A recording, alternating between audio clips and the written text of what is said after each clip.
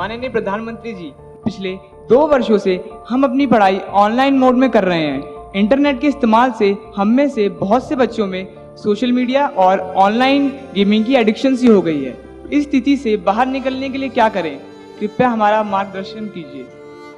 क्या आप लोगों ने बताया कि इधर इधर भटक जाते हैं। थोड़ा अपने आप को पूछिए कि जब आप ऑनलाइन रीडिंग करते हैं तो सचमुच में रीडिंग करते हैं कि रील देखते हैं।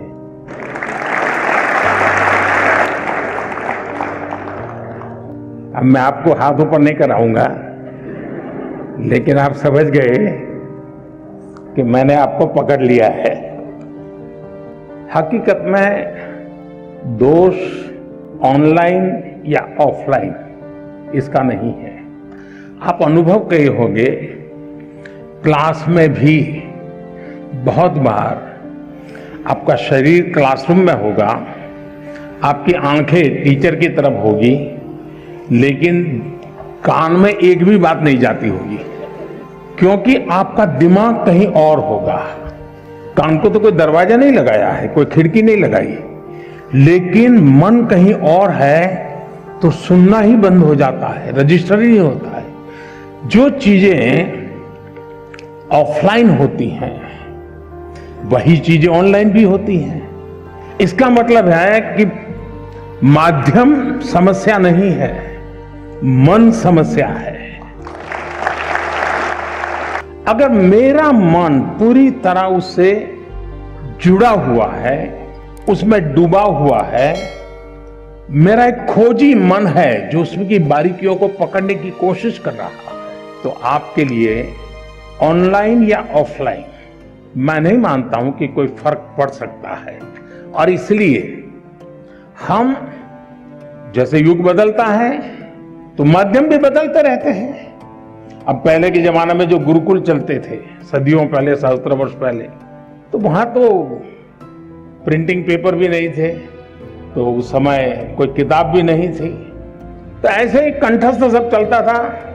तो उनकी श्रवण शक्ति इतनी तेज रहती थी कि सुनते थे और उसको कंठस्थ कर लेते थे, और पीढ़ी दर पीढ़ी कान के द्वारा सीख करके बाद में युग बदल गया, प्रिंटेड मटेरियल आ गया, किताबें आने लगी, तो लोगों ने उसमें ढाल दिया। ये इवोल्यूशन लगातार चलता रहा है, ये और यही तो मानव जीवन की विशेषता है।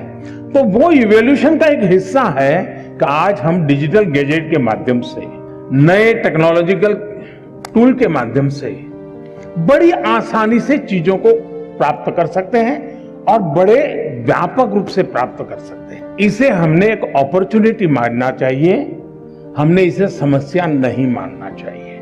लेकिन ये भी सही है कि कभी हमने एक कोशिश करनी चाहिए, हम ऑनलाइन हमारी पढ़ाई को एक रिवॉर्ड के रूप में अपने टाइम टेबल में रख सकते हैं। मुझे पक्का विश्वास है कि मान लीजिए आपने आपके टीचर के द्वारा मिली हुई नोट्स और स्टैंडर्ड मटेरियल कहीं आपको ऑनलाइन अवेलेबल है, दोनों को बराबर देखेंगे तो आप ही उसका वैल्यू एडिशन कर सकते हैं।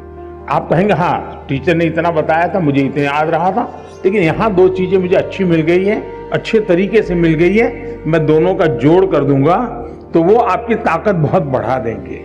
ऑनलाइन का दूसरा लाभ ये है, आखिरकार शिक्षा का एक हिस्सा है ज्ञान अर्जन करना। अब ऑनलाइन और ऑफलाइन का सिद्धांत क्या हो सकता है? मैं मानता हूं ऑनलाइन पाने के लिए है, ऑफलाइन बनने के लिए है।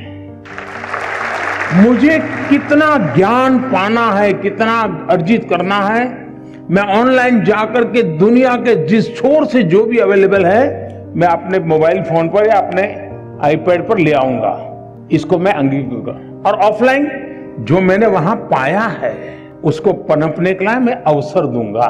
मैं ऑफलाइन उस जो चीजों को, मैं मान लीजिए यहाँ साउथ इंडिया के साथियों ने मुझे पूछा, आखिर में बड़ा कम करते हुए बात हुई, टीचर महोदय ने पूछा, तो मैं कहूंगा कि मां ऑनलाइन आपने डोसा कैसे बनता है, कौन से इंग्रेडिएंट होते हैं, क्या प्रोसेस होता है, सब देख कर लिया, लेकिन पेट भरेगा क्या? बढ़िया से बढ़िया डोसा आपने कंप्यूटर पे बना दिया, सारे इंग्रेडिएंट का उपयोग कर लिया, पेट भरेगा क्या?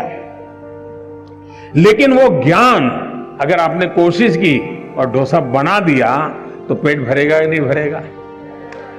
तो ऑनलाइन को आपका आधार मजबूत करने के लिए उपयोग करें, आपको ऑफलाइन में उसको जाकर के जीवन में साकार करना है। शिक्षा का भी ऐसा ही है।